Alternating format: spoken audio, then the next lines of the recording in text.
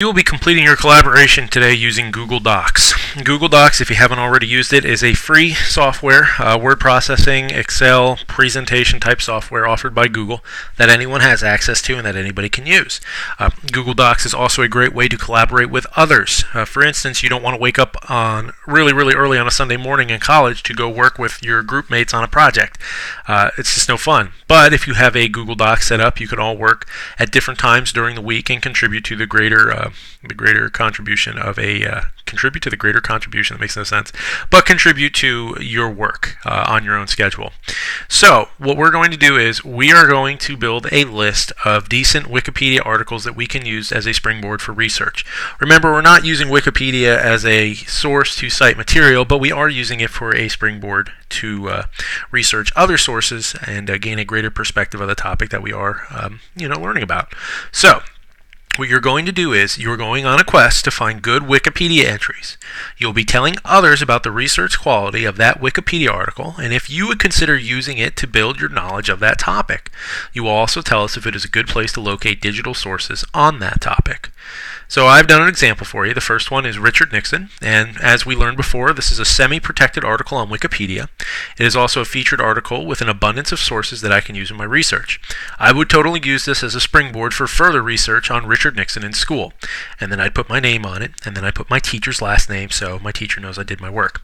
So it's real simple. All you have to do is find a Wikipedia article on a topic that you learned in U.S. government or U.S. history. Go to Wikipedia. And remember, we're going to look and see what level of security is attached to the article, and we're going to see if there's anything here to determine the quality of the article. If there's nothing there, tell us that there's nothing there. That's going to impact your decision greatly, I imagine. If your article is really protected, that will impact your decision, and if your article is not protected, that will probably really impact your decision on if you're going to use it or not.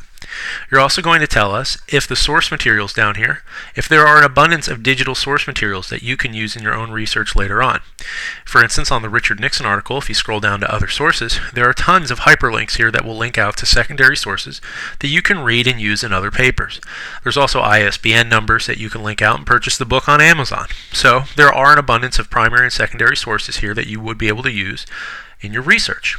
Hence, when I went to the document, I put Richard Nixon because that's the name of the article. I know it's a semi-protected article. As we go back here and see, scroll up, it's a semi-protected article because of the little gray lock. And if you don't know what kind of protection it is, you can always click on the lock and it will tell you, semi-protection.